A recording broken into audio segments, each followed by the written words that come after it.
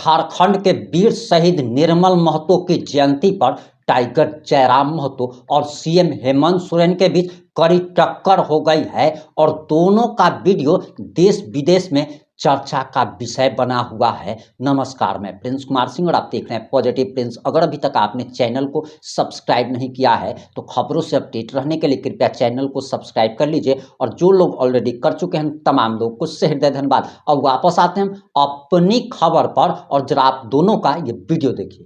आज एक बहुत महत्वपूर्ण दिन है इस राज्य के पूर्ववासी आदिवासियों के लिए।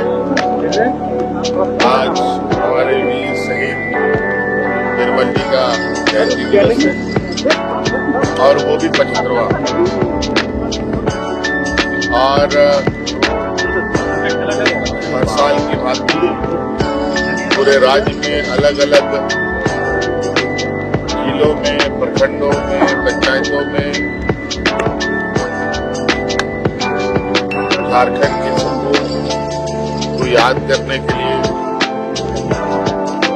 हमारे पार्टी के कार्यकर्ताओं के साथ साथ राज्य की जनता भी अपना अपना तरीके से उनको याद नमन करती है। आज अलग हुए 25 साल हुए। निश्चित रूप से ऐसे वीर शहीदों का हमारे बीच में आना हमारे लिए बड़ा गौरव का विषय है और इनके दिए गए योगदान निश्चित रूप से अमूल्य है। इनके आदर्श, इनके विचारों को लेकर आज ये राज्य आगे बढ़ रहा है और निश्चित रूप से मैं ये कह सकता हूं कि आज ये युवा राज्य और हमारे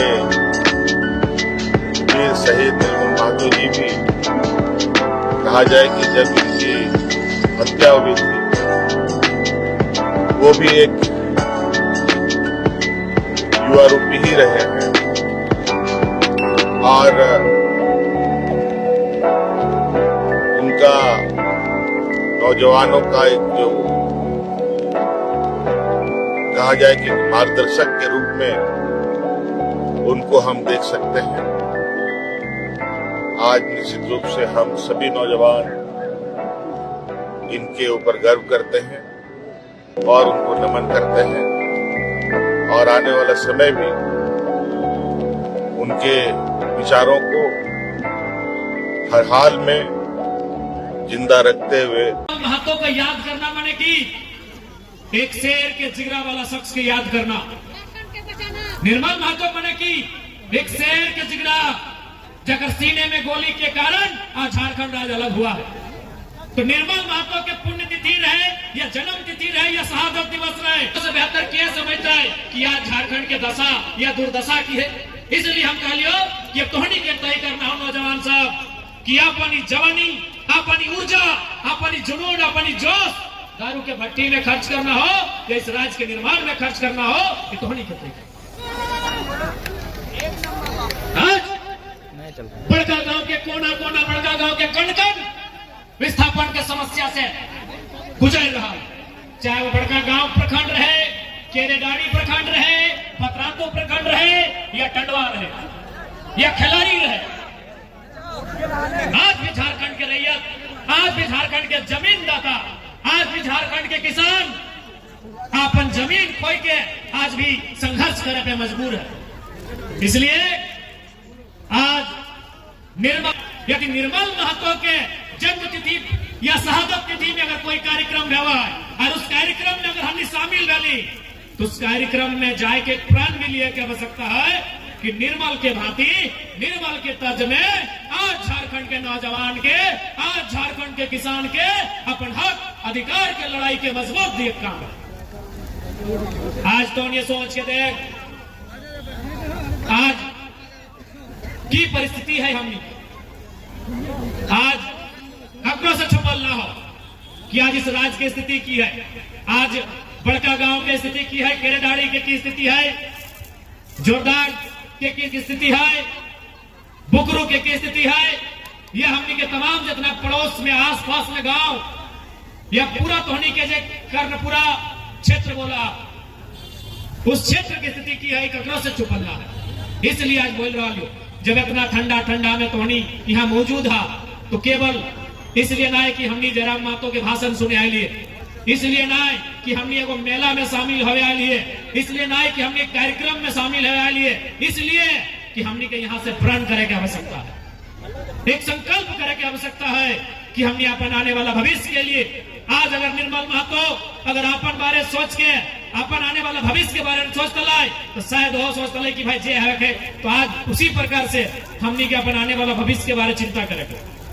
जिस प्रकार से हमने किस राज्य के झारखंड राज्य अलग करे के लड़ाई में शामिल होने वाला हर एक आंदोलनकारी अपन ने सोच के अपन आने वाला भविष्य के बारे में सोच लाए कि आज के 20 साल बाद झारखंड की स्थिति की बताए, आज के 40-50 साल के बाद झारखंड की स्थिति की बताए, तो उसी प्रकार आज हमने के एक बार विचार करे की आवश्यकता है, एक बार ये जाने की आवश्यकता है कि आने वाला 20 सालों में 25 सालों में हमारे राज्य का स्थिति क्या होगा, क्या स्थिति होगा।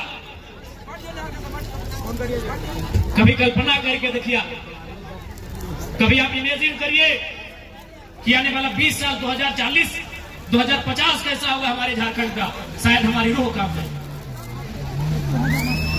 इसलिए आज निर्मल बाबू के याद में आयोजित इस कार्यक्रम में जितना जाना टला ओखनी के प्रण लिए की आवश्यकता है कि अगर जरूरत पड़ता है इस झारखंड राज्य की अस्मिता के बचाने के लिए, विस्थापितों को न्याय दिलाने के लिए, रैयत किसानों को न्याय दिलाने के लिए अगर जरूरत पड़ा और समय ने मांग किया तो हर घर से एक एक निर्मल बन के तैयार होगा। ये प्रतिज्ञा करने की जरूरत है, ये प्रतिज्ञा करना होगा, ये प्रतिज्ञा करना होगा। आज हम इतिहास को, उनके गौरवशाली इतिहास को, उनके कार्य को याद करते हैं, उनके संघर्षों को याद करते हैं और हम शाबाशी देते हैं कि निर्मल महतो ने अच्छा काम किया, तो हमें भी तो करना होगा। आज हम उनके कार्यों को याद करते हैं, हम सलामी देते हैं कि उन्होंने महान काम किया हमारे लिए, तो उनके बाद उस काम को हमें संभालना होगा ना, उस बागडोर को हमें अपने कंधों में, अपने हाथों में लेना होगा। इसलिए निर्मल दा की आज इस कार्यक्रम के अवसर पर तमाम झारखंड के महापुरुषों को, बलिदानी पुरुषों को याद करते हुए आज हमें यह प्रण भी लेना होगा कि जरूरत पड़ा तो इस राज्य को बचाने के लिए, इस राज्य की अस्मिता को बचाने के लिए, यहाँ के लोगों के हक हुकूक के लिए जरूरत पड़ा तो हम भी निर्मल बनकर सामने आएंगे और सिस्टम की ईंट से ईंट बजाने का काम करेंगे।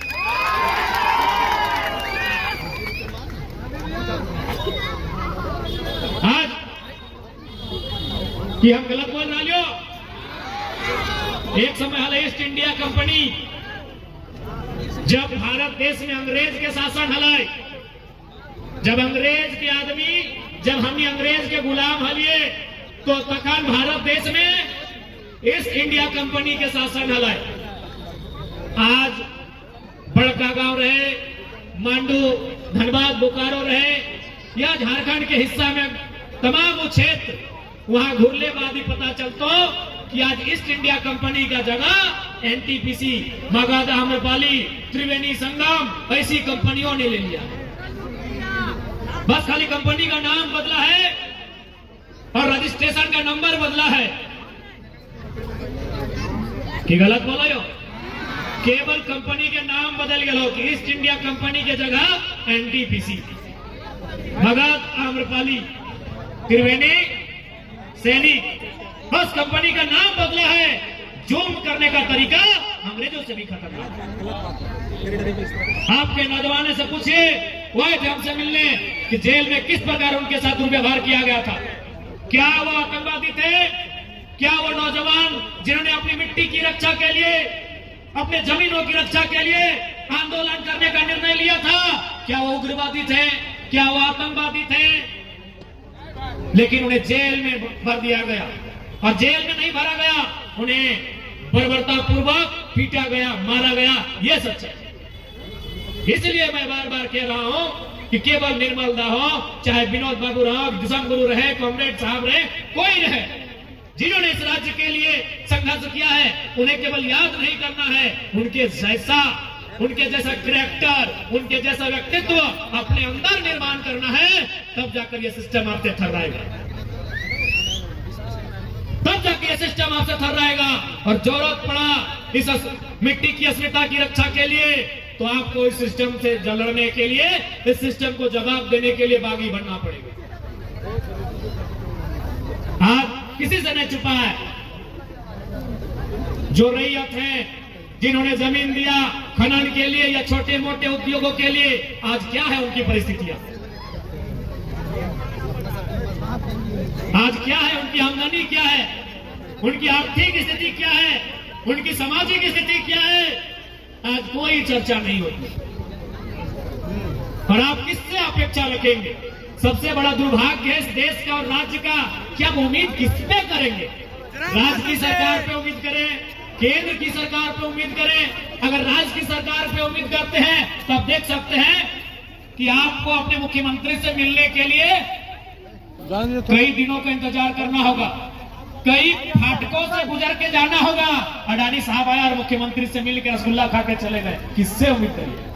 जरा बातों से आप अगर केंद्र की सरकार की बात करें तो सभी जानते हैं कि अडानी साहब मोदी जी के सबसे प्रिय हैं। सवाल है इस देश का, इस राज्य का एक आम नागरिक अपनी फरियाद किसे सुनाए?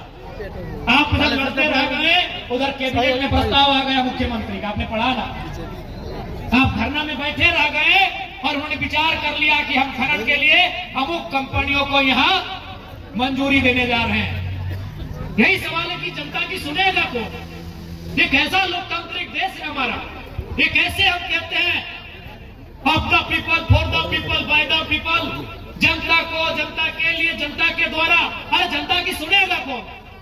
आज यही बड़कागांव विधानसभा गोंदलपुरा के लोग, हमें लगता है कई हजार दिनों से धरने पर बैठे हैं।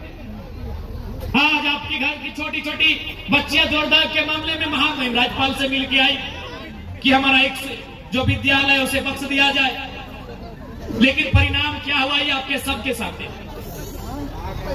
क्यों?